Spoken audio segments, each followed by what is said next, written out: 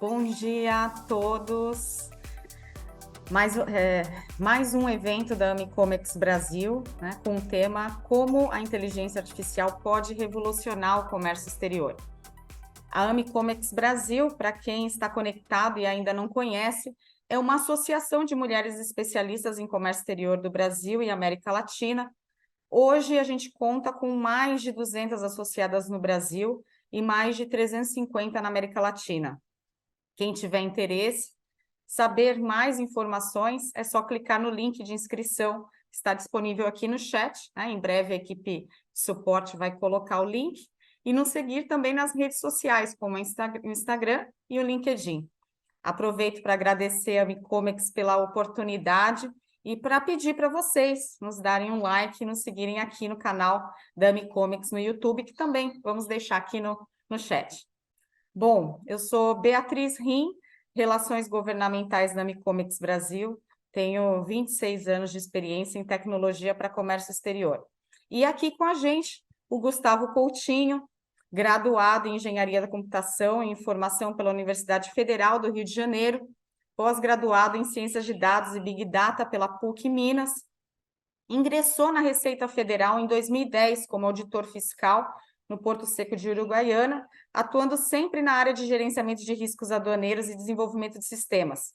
Ele também foi chefe da equipe de gestão de riscos aduaneiros na alfândega de Uruguaiana entre 2010 e 2012, e em 2020 foi indicado como coordenador especial de gestão de riscos aduaneiros.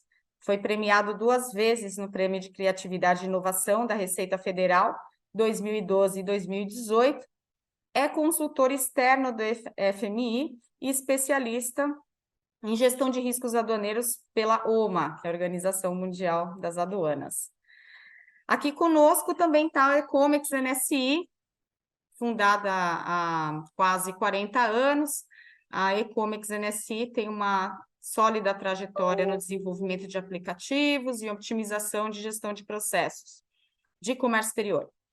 A empresa apresenta histórico comprovado de inovação e disrupção tecnológica e trabalha, né, impulsionando e transformando várias empresas no que tange a questão de comércio exterior.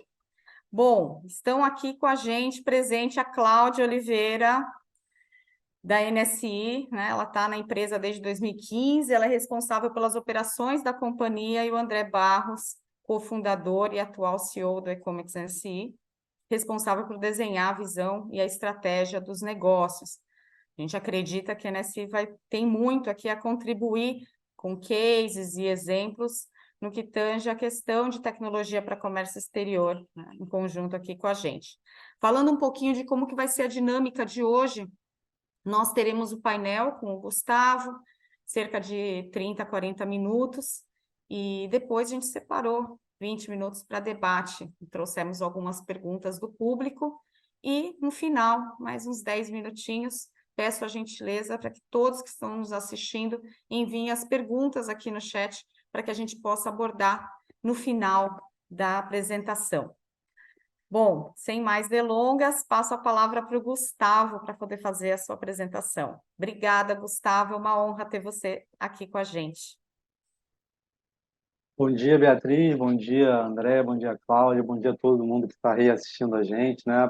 Em primeiro lugar, logicamente, agradecer o convite. Hoje eu estou aqui representando a Receita Federal institucionalmente, né? Sempre bom receber esse tipo de convite e poder participar de eventos promovidos aí por associações, né? Também com o setor privado, para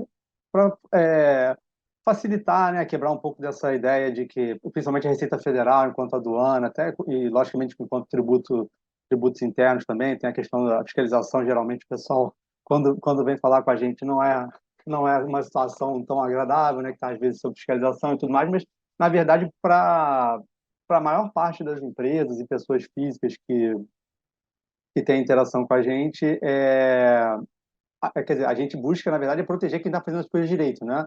A concorrência leal no mercado, a segurança, né, também, para não entrar em produtos que possam, de alguma forma,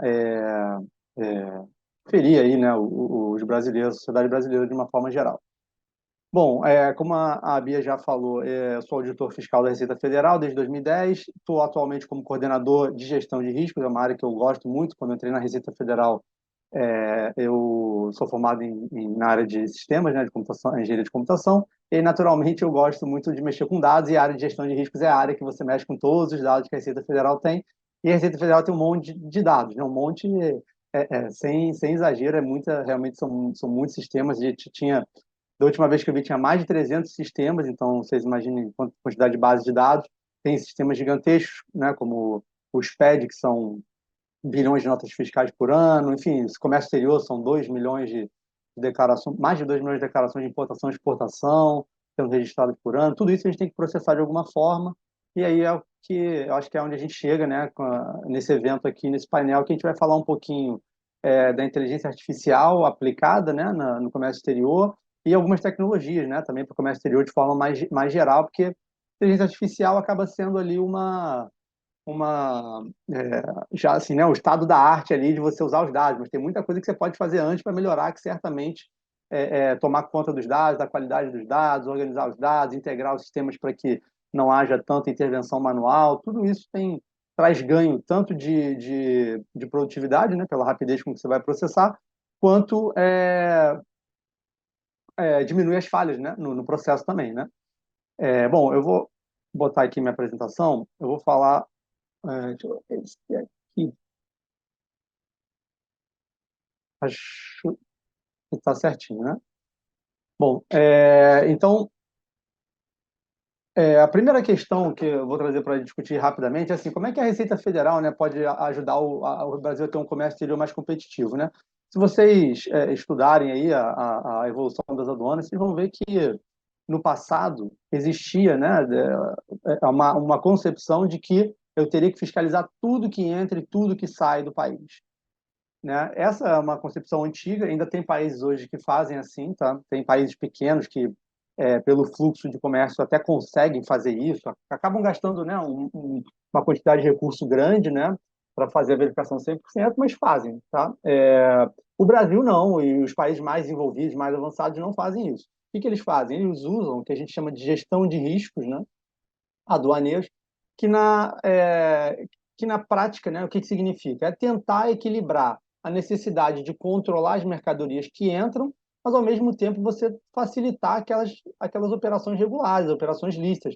Você não quer ficar parando a mercadoria no porto, a gente sabe que isso tem um custo imenso para as empresas, né? Tem um custo imenso na cadeia logística como um todo, que depois vai chegar no consumidor. Então, assim, a gente como participante do Estado, né, como órgão de Estado, a gente tem que né, buscar o melhor para o Brasil e justamente não gerar custos desnecessários. Então, a gestão de risco ela tenta, ao mesmo tempo, selecionar um universo pequeno, mas bem concentrado de fraude, né, de problemas de irregularidade, e deixar a maior parte do fluxo passar, né, sem intervenção. E fazer isso de uma forma eficiente. Depois a gente vai falar um pouquinho mais sobre isso. Bom, eu vou apresentar aqui bem rapidamente na verdade, três sistemas, tá? E depois um caso recente que eu achei interessante trazer, e um pouco dos resultados do que a gente consegue com essa gestão de risco na Receita Federal, mas que certamente as empresas, né, conseguem também vão conseguir também um bom resultado em termos de compliance, né, se implementarem a gestão de riscos interna para os processos de comércio exterior. Bom, o primeiro programa que eu vou mostrar para vocês é um programa que foi desenvolvido internamente, tá, por um colega, um auditor da Receita Federal. Isso aqui também é um sistema que foi premiado, tem documentação na internet, se vocês quiserem, vocês vão achar, se eu não me engano, está no site da ENAP. Eu posso passar o link depois, se quiserem. Chama batimento de documentos, tá? Ele é uma solução automatizada para conferir os documentos, né, que dão suporte às declarações de importação. Aí eu botei ali no slide, né? Cadê o blockchain, né? Então, assim, se a gente for falar de tecnologia como um todo, é, a gente sabe que o processo de comércio exterior ele vai produzindo diversos documentos ao longo de uma operação. Então, começa lá com a negociação comercial, né? Em que aí você vai emitir uma fatura, né? Vai fechar o negócio, vai emitir uma fatura. Depois dessa fatura, você vai contratar o transportador, você vai emitir um BL. Se a gente tivesse, assim, né? No futuro, quem sabe, né? Tiver um blockchain que registre, como tem aqui no Brasil o SPED, né? O SPED da nota fiscal.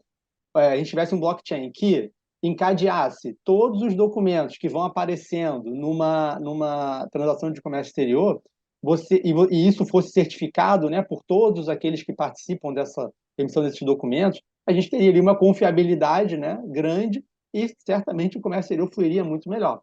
Mas isso não acontece hoje. O que acontece hoje é que você tem uma emissão de papel ou até de documento nato digital, que é, de uma certa forma, difícil de você certificar de que aquela informação é de fato verdadeira, né? A apresentação de documento falso, forjado, isso infelizmente é uma prática que é possível hoje e que tem uma certa ocorrência, uma frequência de acontecimento na prática. Então, por exemplo, o blockchain aqui seria, até dentro da própria empresa, você pode ter problemas de controle interno, até, né, de desvios internos de empresa, em que a sua empresa ficaria ali se tiver a possibilidade de interferência humana na confecção de algum documento, na adulteração de algum documento, você fica exposto de uma certa forma. Então, assim, não só para o governo como um todo seria bom ter isso, mas se a empresa internamente tiver, eu entendo que ela fica mais segura, né?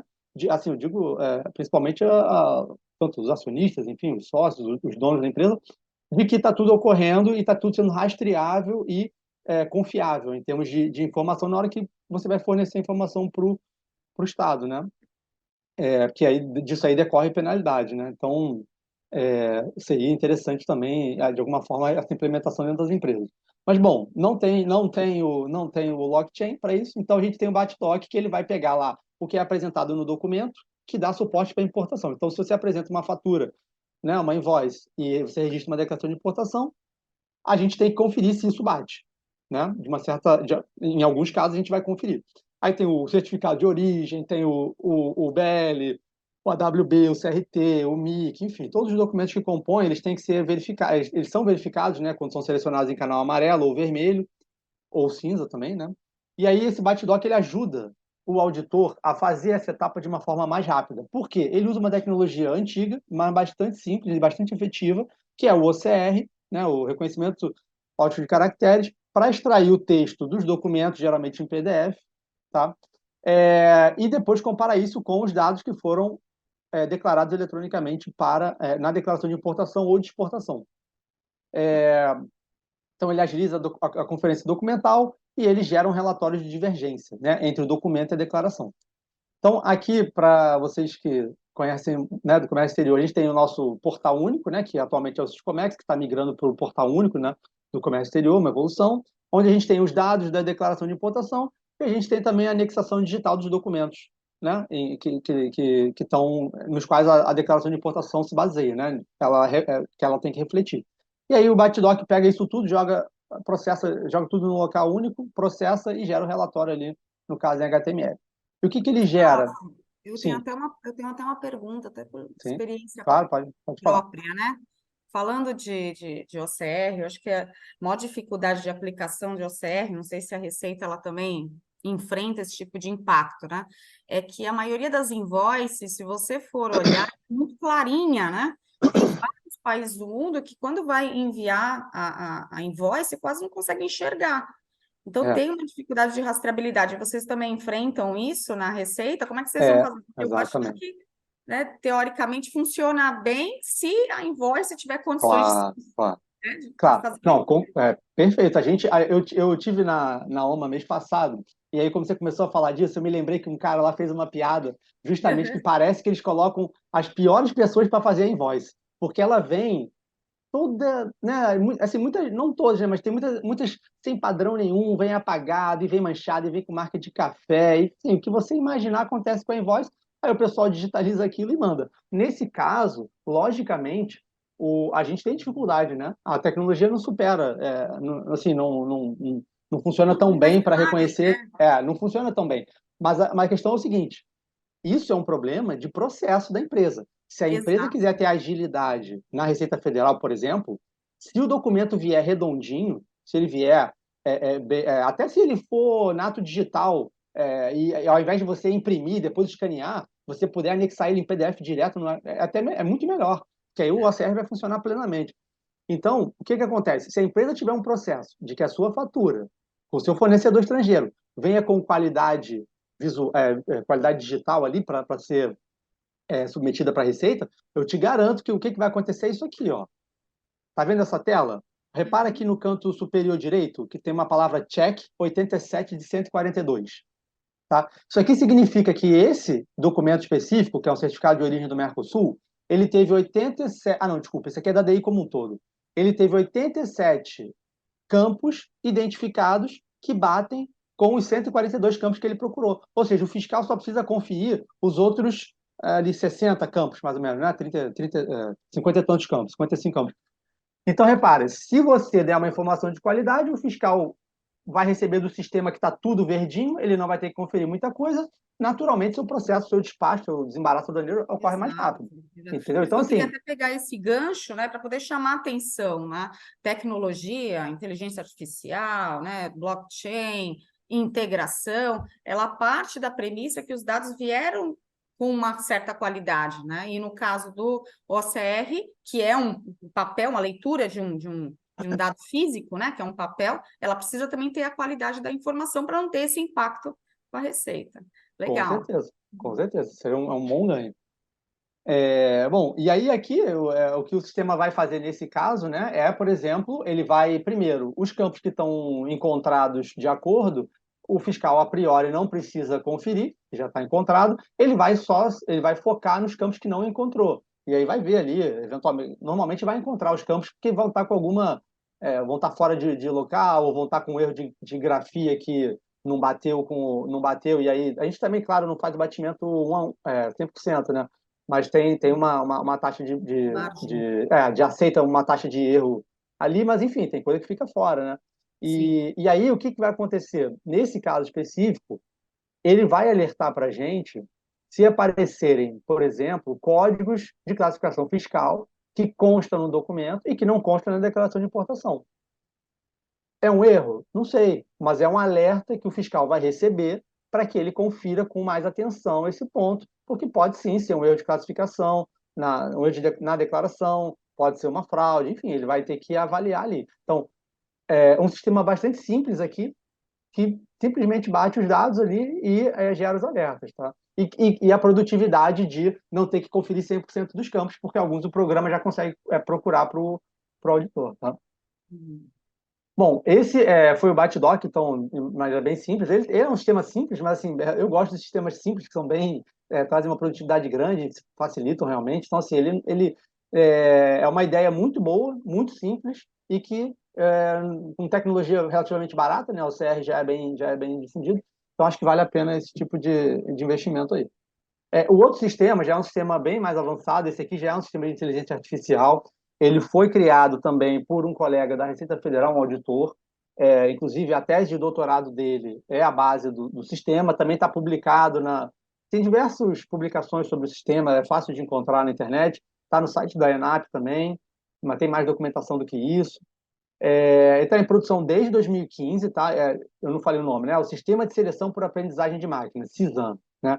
Ele está desde 2015 funcionando, ele aprende automaticamente com o histórico das declarações de importação, está 100% integrado no fluxo, ou seja, ninguém precisa fazer nada para ele funcionar, todo dia ele está se adaptando, se recalculando e, de uma certa forma, aprendendo, né? Porque é assim que funciona. E ele tem como meta reduzir a nossa taxa de seleção na zona primária, na zona primária ali, e, ao mesmo tempo, selecionar menos e selecionar melhor. Ou seja, reduzir a evasão fiscal e o descumprimento de requisitos administrativos, né, como as licenças de importação, por exemplo. Então, o que o CISAM analisa? Né? Quais são as capacidades dele hoje? Hoje ele consegue detectar erros de classificação fiscal, ele consegue, na verdade, ele estima a probabilidade de erro de classificação fiscal, de erro no país de origem, de erro de alíquotas de impostos, né, II, IPI, PIS, COFINS, alíquota, se ela foi declarada como ad valorem ou específica, porque, né, tem produtos que têm definição em relação a isso, e também os regimes tributários que são pleiteados aí na declaração de importação, ex-tarifários, enfim, tudo que possa reduzir a tributação, né, possa influenciar na tributação, ele avalia. E a falta de licenciamento administrativo, também é uma infração comum, né? Dentre as infrações, é uma infração comum, que é a tentativa de não obter licença de importação, geralmente classificando incorretamente o bem. Tá? Então, tem uma correlação com a classificação fiscal, mas, de qualquer forma, o algoritmo foi, como é que chama? Treinado, né, para levar em consideração esse aspecto de fraude. Aqui, para vocês terem uma ideia, o CISAM ele está analisando, em média, né, 5 bilhões de padrões ao mesmo tempo. Né? Ele tem 5 bilhões de padrões que ele acompanha. O que é um padrão? Um padrão seria lá uma empresa X trouxe o produto Y do fornecedor Z do país A. Isso é um padrão. Lógico, todos os campos da declaração, não todos, mas uma grande parte dos campos da declaração são atributos para a inteligência artificial do CISAM. Então, esses padrões, né, o CISAM funciona com uma técnica de probabilística, né, rede bayesiana, e ele, basicamente, ele estima frequência de ocorrência e ele fala, olha, isso aqui apareceu 50 vezes, dessas 50 vezes, 5 vezes foi conferido, 4 vezes teve erro. E aí, a partir dali, ele vai aprendendo. Né?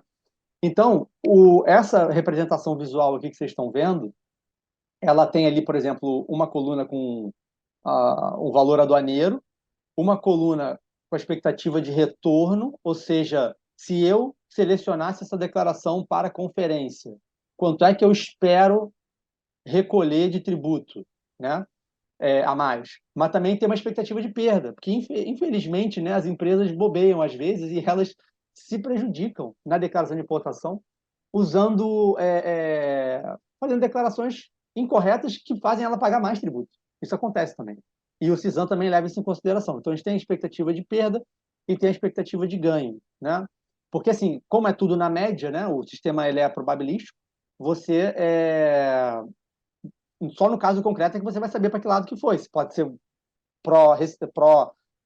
pró-receita, né, ou contra a receita, no caso, a favor da empresa, em termos dela receber dinheiro, dela ter direito a receber dinheiro. Depois ela tem ali a probabilidade de erro na classificação fiscal, né, que é o NCM, probabilidade de erro de origem. Né, então, todas as estatísticas estão aqui. Então, vocês veem que ele calcula para absolutamente todos os itens da declaração de importação. E aí a gente fica com o pepino na mão, porque a gente tem um monte não existe operação de comércio exterior sem risco para o Estado, né, para o país. Não existe, né, porque você desconhece quem está ali por trás, você desconhece o produto, então o risco é inerente à incerteza. Né? E aí, então, tudo tem risco. Mas algumas coisas têm mais risco, outras coisas têm menos risco. E a gente tem que priorizar porque a gente tem poucos servidores. Então, isso aqui é só para dar uma ideia para vocês de como é que o sistema mais ou menos funciona. E uma outra coisa legal para compartilhar aqui é como é que o sistema explica, né, o porquê que ele acha que determinado item tem tantos por cento de chance de estar errado. Então, o sistema ele nasceu focado naturalmente na questão de calcular as probabilidades, mas depois o desenvolvedor, a equipe que desenvolveu, percebeu que os servidores, quando se deparavam com as informações do sistema, eles ficavam reticentes, né? Mas por que eu vou aceitar? Você está cuspindo esse número aqui, caixa preta, né? Não sei por que está vindo isso. Eu estou aqui há 20, 30 anos no comércio exterior, sou auditor há 30 anos, eu manjo bem, eu sei o que está passando aqui, eu sei o que não está passando, por que eu vou acreditar nesse número? E aí foi desenvolvida a solução de explicar, né? Até isso é uma questão o algoritmo que a gente usa, ele permite a explicação, tem algoritmo que não permite, né? Rede neural, por exemplo, geralmente não permite você explicar, ele calcula, ele faz lá a ponderação de peso e chega no valor, mas você não sabe explicar o porquê, é difícil. Você pode até tentar, mas não é tão simples. Já na rede bayesiana é bem simples, é bem direto. Então, aqui, ele vai explicar, nesse caso específico aqui, que é um exemplo, ele trouxe lá 92% de chance de estar errado, a descrição do produto é aquela ali, tungstênio, em pó, 1.0 micron, W, 1.0, e tinha lá um número de referência. E ele fala o seguinte, olha, no histórico desse importador, ou seja, ele olhando o histórico do importador, ele percebeu que existiam confusões entre a NCM que ele declarou e outras NCMs. Né? Depois ele vai dizer, olha, nesse mesmo histórico, né, a mercadoria lá no subitem 81, tal, é mais comum. E também constam confusões, né, com o subitem que foi declarado. Ou seja, ele está vendo que o subitem 2849, que foi declarado, é muito confundido, e o 8101 é muito mais comum, né? Nesse histórico do importador, né?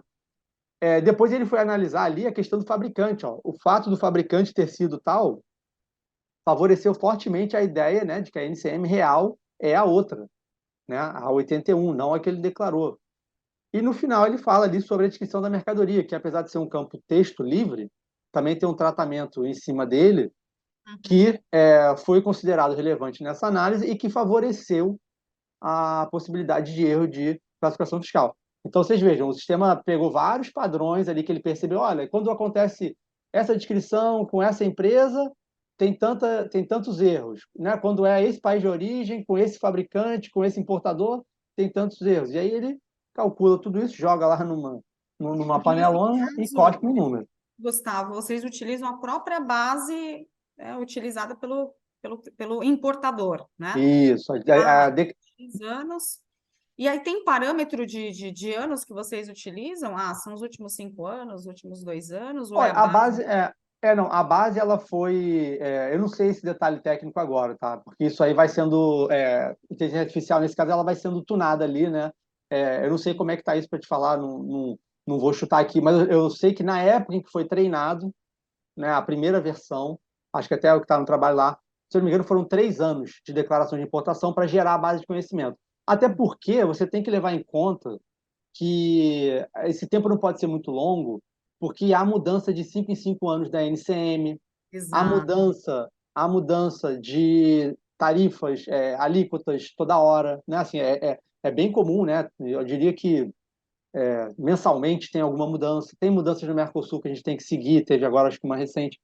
Então, assim, você vai. Não adianta manter um histórico muito grande, porque ele vai apitar, ele vai alertar coisas que já não são significativas, que na verdade decorreram de uma alteração na alíquota, não de um comportamento irregular. Uhum, uhum, perfeito. Tá? Então, aqui só para resumir, então. Na verdade, resumir não. Continuando a explicação. E o sistema não só indica o que ele acha que está errado, como ele também diz do que ele acha que é o certo, né? Porque também é uma outra dificuldade. Ah, tá errado, beleza, mas o que é então? Aí o auditor levaria um tempo para descobrir.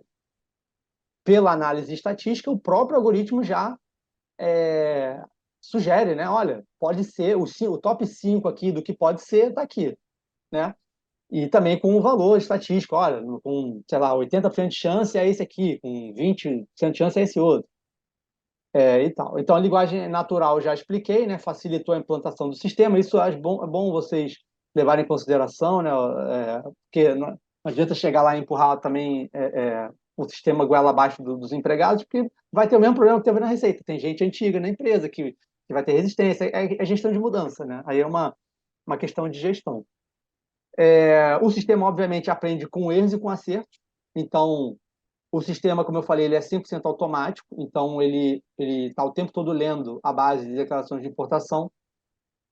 E nessa leitura, ele vê o que mudou na declaração de importação de uma versão para outra.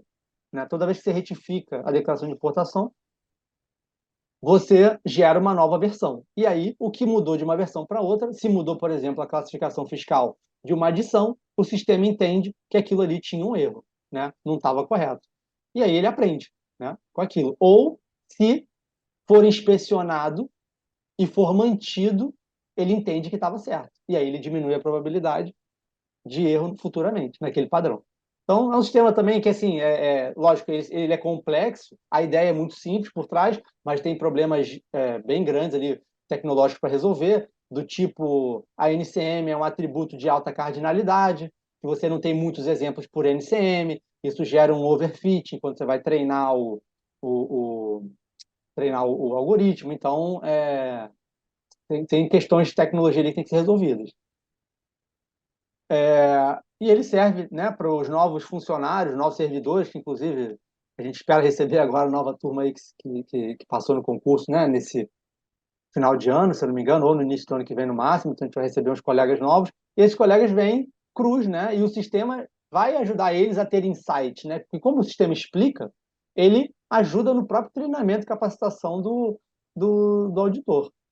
E o apoio à verificação no despacho, que eu também já tinha falado. Então, assim, não é só para seleção, né? Imagina que a gente já tem uma carga parada em canal vermelho e o auditor vai lá conferir aquela carga.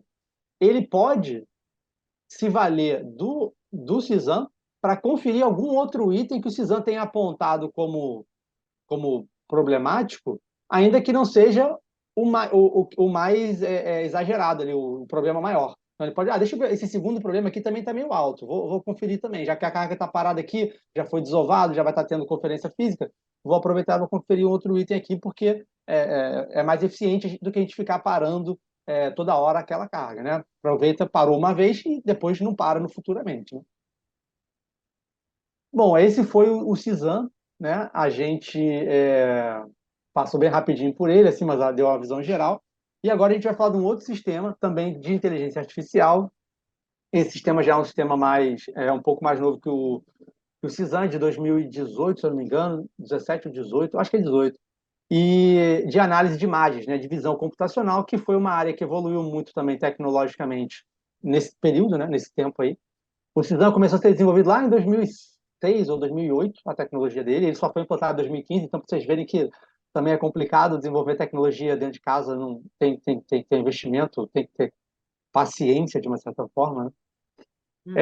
E esse aqui é um sistema de visão computacional. Então, assim, eu faço sempre essa brincadeira aqui, que é o seguinte, vocês estão vendo uma imagem, essa carreta, esse container, na verdade, ele foi declarado como tendo 80 antenas e o restante da carga seriam caixas com cabos e conexões. Então assim, vocês estão vendo aqui que na parte esquerda tem uma carga uniforme na esquerda e tem uma carga na direita ali que parecem caixas. Então, a princípio, tem meio a meio. Só que assim, 80 antenas daquelas que você bota em casa, anteninha que você bota em casa, conecta, pluga na sua TV. Vocês acham que num container de 40 pés, né, que é o caso aqui, tem só 80 antenas aqui e o restante é cabo? Olhando essa foto aqui, eu chutaria que tem muito mais do que 80 antenas, assim, muito mais, assim, infinitamente mais. Um E container é de o que 40 é gigante, né? é gigante, então, exatamente. É um container de 40, que pode pesar até lá 25 toneladas, né? Tem Tá. 60 metros, 68 metros cúbicos. Então, assim, a anteninha é um negocinho assim, né? Um disquinho, né? Aquela anteninha que é antiga, até meio antiga, né? Hoje em dia não se usa mais ela, né? Então, assim, claramente aqui o algoritmo consegue, se ele tiver integrado com a informação da declaração de importação, saber que aqui, pela densidade do container, não vai ter só aquele quantitativo bem menor daquele determinado produto. E é interessante, Gustavo, se Aham, eu me recordo, alguns anos claro. atrás, acho que foi uns 4, 5 anos atrás, eu estava numa apresentação com o Fabiano Coelho, quando a gente estava apresentando o projeto do Nova 1002. E Isso. aí Aham. ele havia, né, mostrado um exemplo desse escaneamento em que no próprio, entre o container e o caminhão, tinha até uma pessoa em pé. Isso. Aham. Então, assim, assim, por que que a pessoa estava Aparece. ali, né? É. Por que que a pessoa, né, ela apareceu e por que que ela está ali? Porque muitas vezes você tem troca de mercadoria, a pessoa entra, né, acaba abrindo o container, fazendo troca de mercadoria ou até contaminando algum container. Exato. Além desse tipo né, de rastreamento, de você detectar a quantidade de mercadoria, existem outras utilidades aí para a Receita Federal para você tentar minimizar, né, o risco, né, das operações aí pro terminal, né? Isso. Não, com certeza. Você tem, infelizmente, muitas empresas que sofrem, né, com contaminação da sua carga legítima, não estão nem sabendo que a sua carga foi contaminada, né, geralmente com droga. Esse caso que você citou aí, né, esse pessoal que entra na boleia do caminhão escondido, ou entra dentro do container escondido, eles vão sair do container, né, vão pegar a droga que ou já está dentro do porto ou está com eles e vão jogar dentro de um container de uma empresa que nem sabe que vai ser contaminado, né? Eles vão lá fazer isso. E aí depois eles saem, fogem, né? E aí lá no país de destino alguém também tenta encontrar aquele container, aquela carga e recuperar aquela droga. Então é assim que funciona. Então assim é bom, realmente é bom para todo mundo que quer fazer as coisas bem feitas, assim, de forma correta, é bom para proteger, né, a própria empresa em relação a isso, né? Se você Exato. puder ter essa imagem para o recinto também, é bastante importante. Mas, bom, aqui eu listei alguns desafios dessa tecnologia, né? Que a primeira questão é, você tem uma imagem que vocês estão vendo que não é o container. Essa imagem é uma imagem que tem o container e o caminhão. Uma parte do caminhão está nessa imagem. Então, a primeira coisa que a tecnologia tem que fazer é o quê? Onde que está o container, né? Tem que recortar o container para depois poder aplicar o algoritmo de inteligência artificial no container. E aí você tem problemas. Por quê? Tem várias marcas de scanner. Tem várias empresas que fornecem scanner. E cada uma tem sua tecnologia e cada uma gera o seu padrão de imagem. E aí, como é que você padroniza isso? Né? Tem discussões na OMA sobre um formato unificado de imagem para scanner, porque esse é um problema que todas as aduanas têm. Uhum. Um outro problema, tem container de 20 pés, tem container de 40 pés, tem container reefer, né? Carga To- projeto. Todos são diferentes. Você tem a posição do container no caminhão, né? Então, eu trouxe um slide aqui para vocês verem. O primeiro algoritmo que a gente tem que treinar nesse caso, que a gente fez, foi... eu não citei isso aqui também, é um projeto desenvolvido internamente por um auditor da Receita Federal, né, que é aficionado por tecnologia, né, também da área de computação. Ele desenvolveu isso aqui e é o trabalho dele, e depois teve teve uma equipe ajudando, né, mas também é um projeto que foi de investimento, assim, né, um auditor pôde ter o tempo para fazer isso aqui. Então, a primeira coisa é recortar esse container nas várias formas que ele pode aparecer na imagem. Então, reparem aí, tem imagem com dois containers de 20, tem imagem com container de 40, tem imagem com container de 20 na parte de trás do caminhão, né? Ele também poderia estar na frente ali. Enfim, tem todas essas dificuldades. Vocês podem reparar que a parte inferior do caminhão é diferente, né? Entre as figuras, né? Tem caminhão que tem um tanquinho ali de água, geralmente, né? Para o motorista, tem outros que não tem, né? Enfim. E aí, a primeira coisa que a gente faz com essa tecnologia para fins de combater irregularidade? Primeira coisa, o mais óbvio, se o container está cheio ou vazio, né? Porque a gente tem uma declaração de containers entrando vazios e tem containers não vazios. Então, a tecnologia, de forma muito fácil, né? Assim, não que seja exatamente fácil, mas assim, a mais fácil que tem para fazer é essa. O container está vazio ou não? Treina o algoritmo para ele dizer isso. Deu divergência, gera-se um alerta, faz-se a conferência. A segunda coisa que a gente poderia fazer é ver se a carga é uniforme. Então, por exemplo, esse caso aqui, a carga não é uniforme. Ela tem dois produtos, pelo menos, né? Mas tudo bem que os produtos em si são uniformes, né? Eles estão bem organizados. Mas tem container que é uma bagunça, né? Ele vem completamente bagunçado. Tem containers que são consolidações de vários CEs ali dentro, né? Vários conhecimentos, e aí também não dá para analisar assim. Então, se a carga for uniforme, a gente tem mais facilidade de cruzar isso com a informação da declaração de importação, por exemplo. Uhum. E aí, a... outro desafio dessa tecnologia é que para você fazer esse aprendizado de máquina, você precisa de exemplos, você precisa de imagens. E a gente tem imagens no Brasil inteiro, que são geradas pelos diversos recintos. Só que os recintos são os tanques, né? Você citou aí o ADE2, né? Você vai lembrar, né? Cada empresa tinha que manter, né? Tem que manter o seu sistema. Agora não tem mais que manter, né? O seu sistema que a Receita poderia consultar essas informações das imagens. Agora não, agora a gente tem a API Recintos, Exato. no qual as empresas têm que enviar os eventos, e um dos eventos é o evento de inspeção não invasiva, que é o escaneamento do container, manda para uma base da Receita Federal, e aí a gente, dessa forma, centralizou todas as imagens do país para evoluir esse projeto, né, que tinha essa dificuldade, tinha que ser instalado um aplicativo em cada recinto, adaptado para aquela base de dados, para poder extrair informação. Uma outra coisa legal do algoritmo, ele permite uma busca por similitude. Então, vamos supor, vocês estão vendo aí, é um exemplo disso. Reparem ali que a primeira linha de imagens desse slide, ele tem várias figuras parecidas. e cada uma delas é uma imagem diferente. E a gente fez a pergunta para o algoritmo assim, olha, me encontra todas as outras imagens que são parecidas com essa imagem. E ele ordenou, né? Vocês podem ver aí de cima para baixo, da esquerda para a direita, está em ordem de similitude. Então a primeira imagem é a mais similar com a imagem buscada. E a última imagem lá, vocês vão reparar que já é mais diferente, né? Já é meio quadradinha, já não é tão arredondada, tem meio que tem umas coisas, assim, uns espaços no meio, né? Na horizontal. Então, assim, por que isso é importante? Imagina que foi encontrado droga lá na Europa. A aduana de algum país da Europa encontrou droga num container brasileiro. Eles mandam para a gente qual é o container e a gente consegue avaliar se existem outros containers que estão com aquele mesmo perfil de imagem e alertar eles para fazer uma futura conferência, ou, quem sabe, a carga está aqui no Brasil ainda e a gente vai poder conferir. Tá? Então, é bem interessante isso.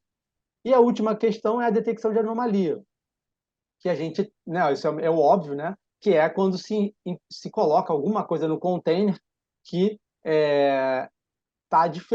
que destoa, né, do que se esperaria normalmente. Muito, muito comum para o caso de drogas, quando eles jogam lá bolsas com drogas dentro do container, né, isso aparece na imagem. Por exemplo, você vai ver lá uma carga de café, por exemplo, né, quando ela é estufada, ela geralmente fica com um perfil de imagem. E aí, se alguém viola aquilo ou joga uma mala lá, aquela imagem fica anômala comparada com o que seria um padrão. E aí a gente consegue também ter um alerta em relação a isso. E o outro exemplo de anomalia é uma questão específica, né? No reefer do container. É muito comum esconder cocaína nessa parte do container. Né? E aí o algoritmo ele consegue verificar especificamente essa parte, né? Claro, primeiro tem que recortar isso, né? Encontra onde é que está a máquina do reefer, para depois aplicar o algoritmo de identificação de anomalia ali, que pode ser droga, né? E uma última detecção de anomalia, bem interessante, é a comparação do trânsito aduaneiro. Então, será que a imagem que saiu do recinto e que chegou no recinto lá no interior, será que é a mesma imagem? E aí eles têm dificuldades aqui. Quais são as dificuldades? Que no meio do caminho, o caminhão balança. E com o caminhão balança, logicamente não vai chegar igualzinho, né? A imagem que sai não vai ser exatamente a imagem que chega. Mas, dentro de uma razoabilidade, vai ser bem parecido. Uhum. Então, esse algoritmo aqui, o que ele faz é sobrepor a imagem da saída com a imagem da chegada, fazer um alinhamento das imagens para tentar compensar esse deslocamento que acontece. E aí, vocês vão ver que na imagem de cima, a gente tem o container de saída está em verde, se eu não me engano, o container de chegada está em vermelho, né? Um está em verde e outro está em vermelho. E a ideia é que a imagem fique toda amarela. Se você sobrepuser o vermelho com amarelo, o verde com vermelho, tem que dar amarelo. Então, a ideia é que o algoritmo embaixo, não o algoritmo, a ideia é que a imagem produzida pelo alinhamento e sobreposição das imagens fosse toda amarela. Mas, assim, ó, se vocês repararem, ela está bem mais amarela do que a de cima, por causa do alinhamento. E se vocês olharem no geral, ela não teve grande deslocamento. Teve um pouco aqui no final do. Vocês reparam aqui no final do container, aqui embaixo, como é que caiu? Caiu alguma coisa aqui. Dá para reparar que caiu. Algumas caixas devem ter caído. Então, essa parte aqui, ela aparece, né, mais destacada aqui, de vermelho, um pouco. No meio, na imagem de baixo, né, um pouco de amarelo aqui e um pouco de vermelho, né, aqui, né? E aqui é a imagem sem alinhamento. Aí você reparem como tem bastante verde e bastante vermelho, né? Então, assim, são tecnologias que a gente está investindo para poder melhorar a nossa capacidade de detectar problemas, né? E deixar passar o comércio exterior que não tem problemas, porque também se não tem problema a gente não vai atuar, né? Vai deixar passar direto, que é a maior parte, inclusive. Uhum. Bom, aqui um caso curioso, né? Que até você citou aí de pessoas entrando, né? Então, certamente alguns aqui devem ter visto esse caso, né? Que aconteceu em Santos, em que uma pessoa, um corpo, né? Foi encontrado dentro de um container vazio, em tese estava vazio. Então, vocês reparem, na imagem apareceu ali um corpo, né? Uma silhueta de pessoa. E o algoritmo, né? Ele indicou, não, o container não está vazio, né? E de fato não estava vazio, tinha um corpo lá dentro. E aí, de fato, era um cadáver, né? Então, até isso a aduana tem que lidar com isso, né? Apareceu um cadáver no meio de um container, e aí? Lógico, a gente percebeu isso, né? É nosso papel verificar tudo que entra e que sai, é o papel da Receita Federal fazer isso, todos os bens, né, que entram e saem do país, mas a investigação criminal aí depois quem conduz é a Polícia Federal, porque aí não tem uma questão tributária, tem uma questão de um crime, né? Uhum. Isso aqui é um slide que eu tinha numa outra apresentação, só para comentar com vocês que a gente teve um edital, né, de inovação junto com a FINEP, com a ENAP, para que empresas, né, startups, pudessem nos ajudar, né, a evoluir a nossa inteligência artificial do CISAM, né, para poder usar a imagem e a informação da declaração de importação, porque a gente já usa a informação da declaração de importação no CISAM. A gente quer agora colocar a imagem como um atributo a mais no algoritmo, no modelo. Então, teve esse edital aí com 4 milhões e 200 mil para subvenção, né? E é bem interessante, a gente teve foram seis propostas, 3 foram homologadas e 3 não foram, né? E agora vai prosseguir o certame, né? O edital ainda não terminou, mas já tem 3 homologadas, agora tem as outras etapas aí. Então, é uma oportunidade, né, de colaborar com o Estado brasileiro, né, no desenvolvimento dessas tecnologias aqui e, logicamente, tendo o aporte financeiro necessário para fazer isso. Bom, e para fechar aqui, já estou terminando, com todo esse investimento em tecnologia, né, também, né, tecnologia que no final das contas é tempo, dinheiro, recurso humano. O que a gente conseguiu de resultado, né, aí para o Brasil? Primeiro, que a gente tinha em 2016 uma taxa de seleção na zona primária em 8%, tá? Então, a gente parava 8% de todas as importações. Em 2022, a gente parou só 2,87%, ou seja, quase um terço apenas está sendo selecionado, né? Que é um padrão condizente com os países mais evoluídos em relação a isso. Tá? Por outro lado, a gente aumentou a arrecadação, né, o recolhimento referente às intervenções que a gente fez. Ou seja, em 2016 a gente parava 8% e pegava 170 milhões a mais.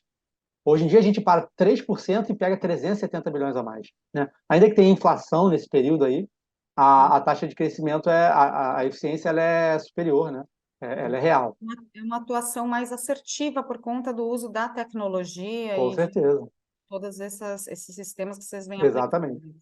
Isso aqui é um retorno sobre investimento, né? No final das contas, Exato. é isso aqui que a gente tinha que mostrar. E bom, só para fechar, pessoal, esse aqui é o último slide. Como eu não expliquei aqui, mas a coordenação de gestão de riscos aduaneiros é a coordenação que cuida, né, de toda o contato com a iniciativa privada, com as outras aduanas, com os outros países, com as associações, com as empresas, para denúncias sobre irregularidade no comércio exterior. Né? Então, eu sempre deixo aqui esse caminho aqui é o caminho para denúncias, né? Se vocês souberem, quiserem fazer alguma denúncia, basta mandar o e-mail para esse e-mail aqui, enfim, com todas as informações que vocês tiverem, o máximo possível para a gente poder avaliar. Também não adianta falar assim, eu vi uma máquina chegando no porto tal e ela está subfaturada. Não adianta, né? Porque você não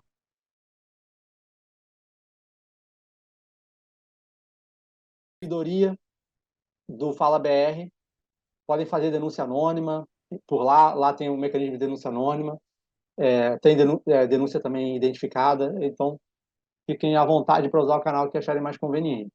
Tá? Bom, era isso, agradeço aí o tempo, né? Espero que o pessoal tenha gostado do assunto e fico aberto aqui para a gente fazer as perguntas e conversar mais um pouquinho.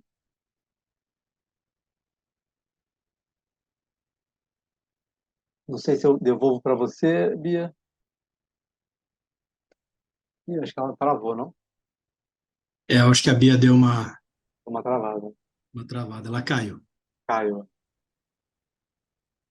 não sei se ela vai voltar. Ela deve voltar aí. Ela vai voltar sim, ela caiu, mas já tá voltando. Legal. Ok. Tecnologias, né? Né? Mas às vezes elas caem rapidamente, né? Pegam peças. Isso é comum, né? A tecnologia, a gente tem que, né? De vez em quando ela dá uma emperradinha ali, depois ela volta. Muito bom o material, a apresentação, viu, Gustavo? Que Excelente a bom. gente passar para o pessoal esse outro lado, né? A gente vê os avanços das tecnologias e como é do outro lado, né? Nós, do lado de cá, a gente provê aplicações para manter a legalidade, o compliance, para evitar e justamente para facilitar o trabalho de vocês lá. E é um complemento, né? Eu vejo que é um complemento. Muito Não, bom. isso é muito bom vocês falarem isso, porque, assim, de fato, a gente vê que tem a grande maioria das empresas, as empresas que têm mais volume no comércio exterior, elas são empresas que querem fazer as coisas corretamente, né? Embora o Brasil seja um país complicado em termos de legislação, é, as empresas que estão há bastante tempo nesse mercado, elas têm um acompanhamento grande sobre a qualidade das informações que estão prestando, a gente percebe isso. Eu acho que esse evento é justamente para incentivar aquelas que talvez ainda não estejam, né? Ainda não estejam nessa, Engajadas? talvez com essa é, é, percepção de quão benefício pode trazer a investir, né, no próprio compliance interno da empresa antes de tratar com a Receita Federal, ou inclusive, é, e isso eu acho bem importante falar aqui, frisar, que assim, a gente não tem a menor intenção de ficar multando e parando todo mundo. Na verdade, a gente gostaria que tivesse tudo ok. A gente gostaria de conferir e falar, nossa, tá tudo ok, que maravilha, que bom, né? Claro. Pô, conferiu e não tem nada, né? Porque assim, lidar é que tem uma diferença bem grande, né? Tem gente que realmente quer fraudar, tem empresas que são predispostas para isso, elas querem fazer isso, mas elas são poucas. E quando a gente lida com esse pessoal, é difícil, né? Não é fácil. Há um enfrentamento. Mas, para a maior parte das empresas, é o contrário. A gente pede, fala, explica. É melhor que vocês saibam o que a gente quer de vocês, né? O que a gente espera, para que para que vocês forneçam a informação da forma adequada e que a gente não tenha nenhum tipo enfim, de nenhum tipo de irregularidade ali. Então, assim, certamente esse evento aqui é bem importante para mostrar que a gente está aberto para as empresas que demonstram, que também tem isso, né? Que demonstram e que na prática são compliance, né?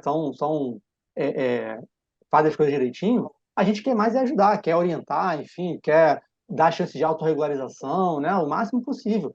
Né? E para aqueles que absolutamente não querem fazer isso, infelizmente a gente vai ter que usar todo o poder que a gente tem, né? Pela lei. Exato. Gustavo, Ah, obrigada pela apresentação, deu uma não. instabilidade momentânea, já estamos aqui de volta.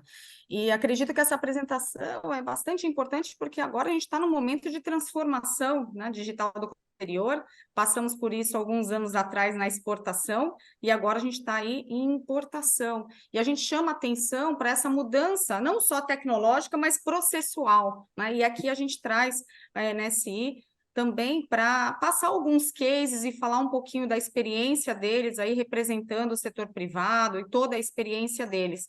Eu separei aqui algumas perguntas. Temos aí alguns, né, minutos ainda, talvez a gente estenda mais uns 5 ou 10 minutinhos para poder dar tempo. E, bom, então eu vou fazer uma primeira pergunta, né? Acho que direcionando, acho que a parte prática, né? Porque nós vimos tanto de preparo que o setor público está com quanto aos avanços tecnológicos, mas eu acho que a pergunta que não, né, que não cala é o que o setor privado está fazendo para poder acompanhar essa evolução tecnológica, né? E um dos exemplos do Gustavo, ali ele mencionou a discrepância, né, da descrição e essa descrição sendo confrontada com o fornecedor, com a classificação fiscal. Ali, claramente, já me passou, nesses 26 anos de experiência, um flash, né? Pessoal com intervenção manual, né, coloca um fornecedor, coloca uma descrição, uma classificação que a gente sabe, até pela pirâmide, né, da OCDE, a maioria das empresas, elas querem cumprir, né, as exigências. O problema é que elas não sabem como, né? E o setor de comércio exterior de muitos importadores, por mais que eles sejam grandes empresas, não tem uma atenção quanto à tecnologia na área de setor de comércio exterior. E a gente chama atenção quanto a isso. Vamos lá para a pergunta. Bom, como a inteligência artificial está sendo aplicada na otimização de comércio exterior e quais benefícios traz para as empresas? Sim, André, Cláudia, vocês conseguem contribuir quanto ao setor privado? O que a gente tem aí no mercado? O que as empresas estão fazendo? Claro, essa é uma pergunta muito relevante, principalmente em relação ao tema que a gente trouxe para debater. Uma coisa importante, Beatriz, é entender um pouquinho mais das divisões da inteligência artificial, porque a inteligência artificial ela é um campo de estudo multidisciplinar. A gente tem ali grandes grupos de tecnologia que podem e devem ser implementados, utilizados amplamente pela indústria. Então, a gente tem ali um primeiro grupo que é aprendizado de máquina, né? É a máquina aprendendo algoritmos para melhorar tarefas ao longo do tempo e sem serem necessariamente retreinadas para repetição e para mudança. Essa é uma coisa. Segunda coisa da inteligência artificial, o segundo grupo, é o processamento de linguagem natural, né? Que é responder a texto e áudio humano, interpretar o texto e áudio humano. A robótica é um terceiro, né? Uma área de criação de robôs, máquinas autônomas ou semi-autônomas. Sistemas especialistas é um quarto grupo que dá para classificar a inteligência artificial, para resolver problema muito complexo, como, por exemplo, diagnóstico médico, a previsão de tempo, né? E visão computacional, que é um pouco mais do lado da biometria, e esse último exemplo que o Coutinho citou dos containers, né? É a interpretação de imagens do mundo real, né? Identificar objeto, rosto, cena. Então, percebe que todo esse agrupamento de tecnologia, né, compõe o que a gente chama de inteligência artificial, ela tem uma aplicação direta para a indústria, né? E a gente ajuda os nossos clientes a trilharem esse caminho tecnológico. Então, a gente pode, por exemplo, aumentar a eficiência operacional, com a capacidade de operar ininterruptamente, sem desvio de atenção. A máquina é capaz de fazer isso. Realização de análise massiva de dados, né? O Coutinho citou no começo, né? É muito dado transacional para o comércio exterior. Os nossos clientes geram milhares, dezenas de milhares, ou às vezes centenas de milhares de embarques periodicamente. Então, a análise massiva desses dados de forma inteligente e com baixo custo, né? Uma aplicação direta da inteligência artificial. Gerenciamento de risco da cadeia global de suprimentos. Redução de barreiras comerciais, né? Automação de tradução em tempo real, análise de conformidade regulatória, detecção de fraudes, né? O Coutinho citou também no final, né? Identificação de padrões em processos e imagens. Então, tudo isso, né? São temas que a inteligência artificial ajuda a gente a resolver na indústria. Tem um case interessante, que foi, inclusive, um case de uma empresa multinacional que tem uma operação muito sólida aqui no país há muitos anos e que ganha um prêmio interno de inovação tecnológica e que a gente implementou processos de RPA, que é a automatização de rotinas, né? Um pouco ali na eficiência operacional, a capacidade da máquina de executar um volume grande de processo de forma ininterrupta, sem desvio de atenção, né? Essa empresa saiu de 0 processos automatizados no comércio exterior para 17 processos automatizados. Isso gerou uma redução de 60% dos processos manuais, né? Então, imagina a eficiência que se ganha através de um processo desse. A gente ganhou 53% de economia de tempo para a realização dessas, que antes era realizado manualmente, passou a ser realizado automaticamente. Retorno de investimento de um projeto desse foi de 4 meses. Mas o mais importante, que a gente valoriza muito, é um índice de que eles tinham 22 pessoas operando, né, esses processos manuais de comércio exterior e passaram para 6 pessoas. Então, teve uma redução de headcount. Agora, a redução de headcount, ela não é o fim em si, né? Não é a economia do custo do colaborador, até porque os colaboradores não foram desligados. Os colaboradores eles foram realocados em tarefas mais importantes, mais dignas, né? Dignas talvez não seja a palavra correta, mas em tarefas em que o ser humano é capaz de fazer com excelência se comparado com a máquina. Pensar, ser criativo, negociar, avaliar, pensar melhor nos negócios, né? Então, perceba que é um case real, né, de um cliente real, de uma grande indústria internacional que tem atuação no país e que teve uma evidência muito importante com o uso prático dessas tecnologias que já estão acessíveis o que a gente consegue implementar com bastante relevância nos clientes. Uhum. André, uma curiosidade aí, até puxando um pouco o gancho da questão da invoice, né? Parte da invoice é uma coisa que me incomodava bastante, né? Na época que eu trabalhava em outras empresas, quando vinha de alguns países, principalmente os países asiáticos, não sei o que acontecia. A borra de café ficava ali no meio da quantidade, né? Como o Gustavo muito bem, né, comentou.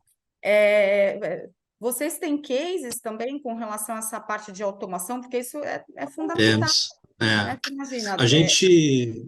da mesma forma que a Receita pega o papel, né, e joga lá o OCR para poder checar, acho que assim, as empresas têm formas de automatizar isso via integração, né, trabalhando a qualidade de dado. Queria ouvir um pouquinho utilizando... Não, claro. Esse é um case super interessante. Inclusive, a gente foi pioneiro junto com uma empresa global de tecnologia, que é a Oracle. Ela tem uma tecnologia de inteligência artificial que ela chama de Document Understanding, traduzindo por literal, compreensão de documentos. Ele faz exatamente o que o Coutinho citou na questão do OCR, né? É uma evolução do processo de OCR, porque existe aí um aprendizado de máquina, mas essa tecnologia, a gente, inclusive tem um case publicado na internet, se a Lara quiser publicar ali no link para o pessoal conhecer, a gente faz exatamente isso, né? A gente recebe através de qualquer meio um documento de comércio exterior, qualquer que seja ele, não só invoice, mas um documento de transporte, um certificado de origem qualquer, e a gente consegue, através dessa tecnologia de mapeamento e de leitura, entre aspas, de documento, interpretar o conteúdo desse documento, transformar a informação em dado. E ele está num nível de sofisticação, Beatriz, que borras de café, digitalizações pobres em qualidade, marcas d'água, tudo isso, é claro que o nível de acuracidade vai diminuindo, mas a gente consegue, a máquina consegue, a tecnologia consegue fazer esse mapeamento com um bom nível de acuracidade. Então, a grande vantagem é ter um grande parceiro tecnológico na nossa retaguarda, que nos apoia nessas iniciativas e que permitiu que a gente criasse o que a gente chama aqui internamente de Digital Assistants, né? Que são os assistentes digitais, né? Que ajudam os clientes a receber documentos, interpretar documentos, transformar a informação em dado, poupando o trabalho do ser humano e colocando o profissional para fazer tarefas muito mais importantes, né? Inclusive, a gente tem um case de um cliente que citou para a gente de um perfil de um profissional formado e que por tarefas repetitivas, né, de digitação, de inserção de informações para fazer o processo, teve burnout porque são atividades repetitivas, né, que para a função dele ele poderia estar sendo muito mais agregado para a companhia. Então, a gente tem alguns cases que fazem com que a gente respire inovação dentro do processo para os nossos clientes. Eu tenho mais uma pergunta que seria tanto para a Receita quanto, né, para a experiência da NSI. A gente fala muito de inteligência artificial, né? O nome que está, vamos colocar aí, na moda, né? Teve aí a explosão do ChatGPT, enfim, mas acho que é importante a gente falar de tecnologia de uma forma geral, né? Tem outras funcionalidades que não necessariamente você precisa utilizar ou blockchain ou inteligência artificial, que podem apoiar aí o setor privado, mas existe uma dificuldade de você implementar essas tecnologias, né? E o maior desafio, né, que eu acredito, na minha formação também é de tecnologia, também fiz pós-graduação em blockchain, MBA, acredito que a qualidade do dado. E, assim, não adianta a gente pensar na tecnologia ultra, né, avançada, inteligência artificial, blockchain, enfim, se a gente não pensar no começo, né, que né, da onde vem a informação, como é que está sendo tratadas essas informações, como é que está a qualidade para você evoluir justamente nisso que você falou, né, André? Nas etapas da inteligência artificial e outras etapas tecnológicas numa implementação. E eu queria ouvir de vocês, acho que primeiro vocês e depois eu vou passar para o Gustavo, como é que tá o mercado quanto a essa preocupação em tratar os dados? Quais as dificuldades que vocês enfrentam nas implementações, baseado na experiência de vocês, no estudo de vocês? Se eu puder começar aqui, a indústria, ela, desde sempre usa sistemas corporativos para sua operação, né? É importante dizer que nenhum cliente nosso ele tem o comércio exterior como atividade fim, mas tem no comércio exterior uma atividade preponderante para suas operações, né? A indústria que a gente atende não opera no Brasil sem o comércio exterior.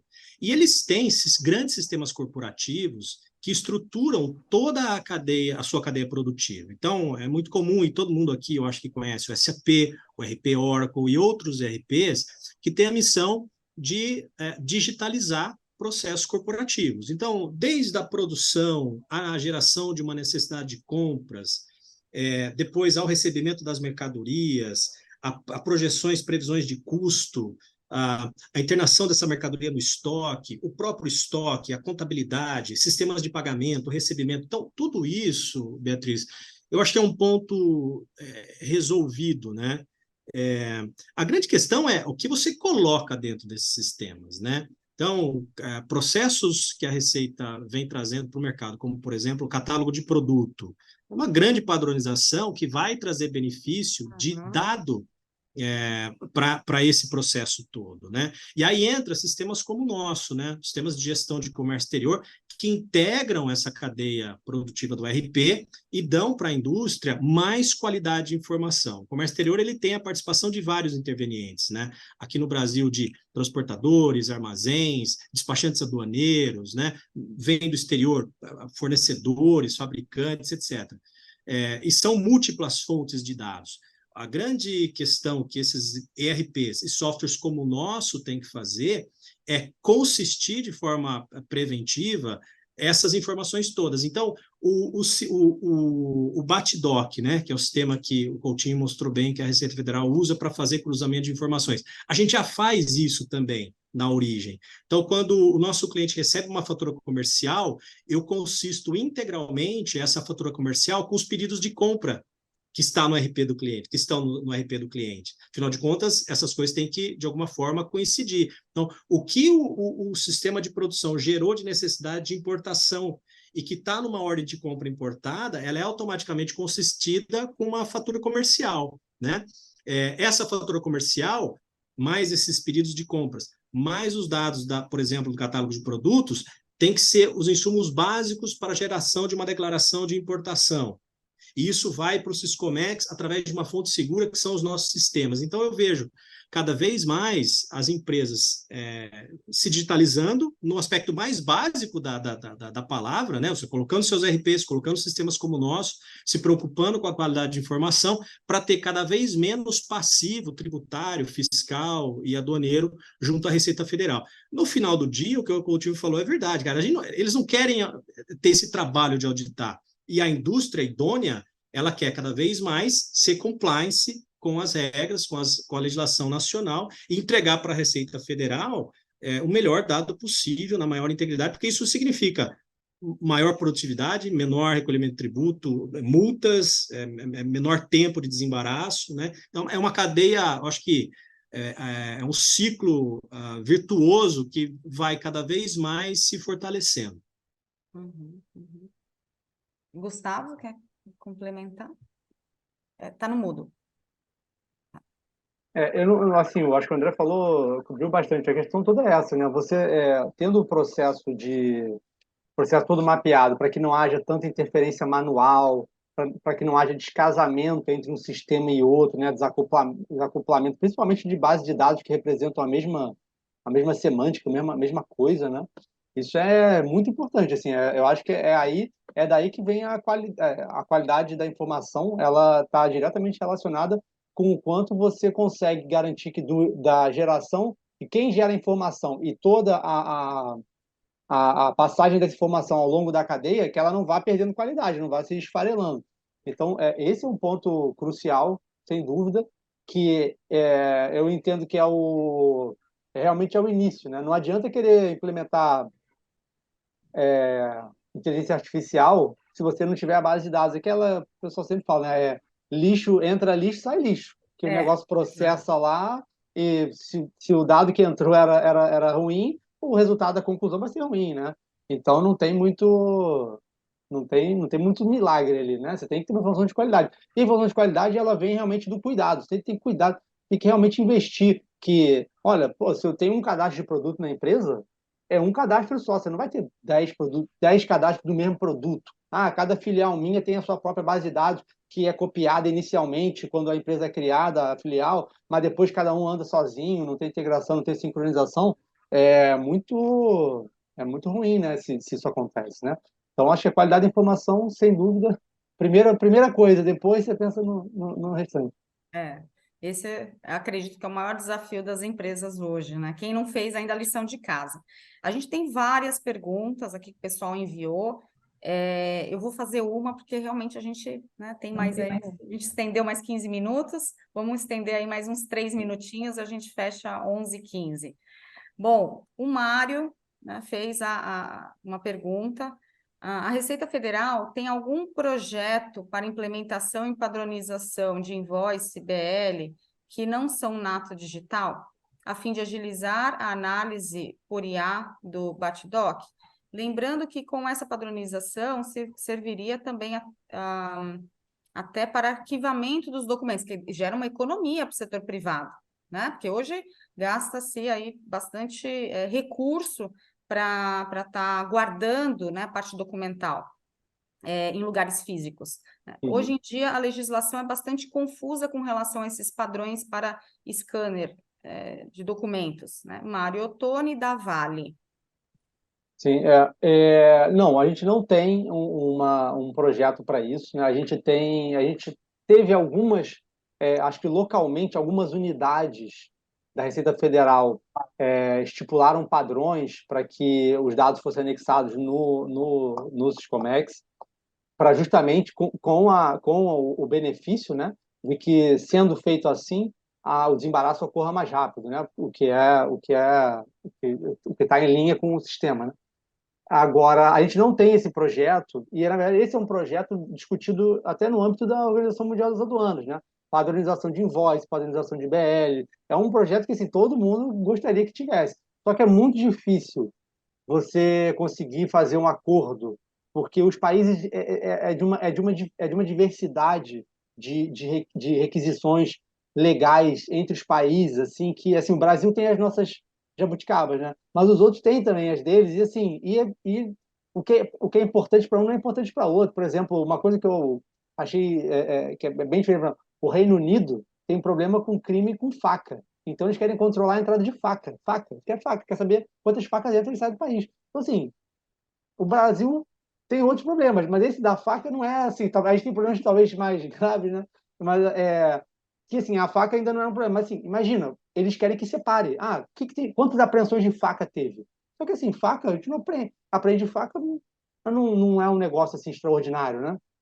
Vai ser, o cara subdeclarou, subvalorou, até uma empresa constituída fraudulentamente estava importando faca, vai a perdimento. Enfim, não é um tema de autocontrole nosso, mas para eles é. E aí eles exigem que o cara coloque, se for faca, tem um formulário ABC, não sei o quê, e tem no BL, tem que vir dizendo que tem faca, e aí pronto. Aí fica difícil de você botar todo mundo na mesma página. Eu sempre acho que tem um conjunto mínimo que o pessoal vai conseguir chegar através de articulação nesses fóruns ao longo do tempo, vai conseguir se padronizar, assim como a IATA conseguiu no meio aéreo, né, o cargo XML. Enfim, tem iniciativas já funcionando em outros lugares, o API, PNR, que também são dados de passageiros e de compra de passagens, já entre as aéreas já deu legal, já deu certo, né? Já tem o padrão. Mas para documentos no geral, não, e a Receita Federal em si, não. Ainda não tem, quem sabe, né? Até posso levar, não vou deixar de levar esse tipo de sugestão. E em relação ao armazenamento também, né? Ver se a gente consegue clarificar ou esclarecer de alguma forma que o documento, a manutenção do documento digital, físico, né? Muitas vezes, assim, dificilmente você vai apresentar um documento físico para a Receita Federal. Muito difícil. Você vai anexar no portal, vai anexar no e-processo, não vai entregar papel na Receita. E se entregar papel na Receita, vai ser digitalizado e vai virar digital e vai ser descartado também. Aqui não vai ficar. A gente já destruiu, se não me engano, todo o acervo, papel, praticamente tudo, pelo menos nas áreas que eu trabalhei, tudo foi embora, tudo foi digitalizado. Então não faz sentido essa guarda de material em meio físico, né? Eu entendo, mas assim, minha opinião pessoal aqui, não estou falando enquanto receita isso, porque eu não sei como é que são as normativas relativas à guarda de documento físico, né? Efetivamente. Mas é um assunto para eu levar internamente para ser discutido. Bom, eu gostaria de agradecer a NSI. Obrigada por trazer aí a experiência de vocês, os cases. Gustavo, muito obrigada novamente por aceitar o nosso convite. Uma honra ter você aqui e representando, claro, né, a Receita. E esse conteúdo é bastante, né, relevante. Com certeza vão ter outras oportunidades também. Bom, agradeço todo o público que esteve aqui com a gente. Obrigada e um bom dia para todos. Obrigado, bom dia. Obrigado. Bom dia a todos aí. Tchau.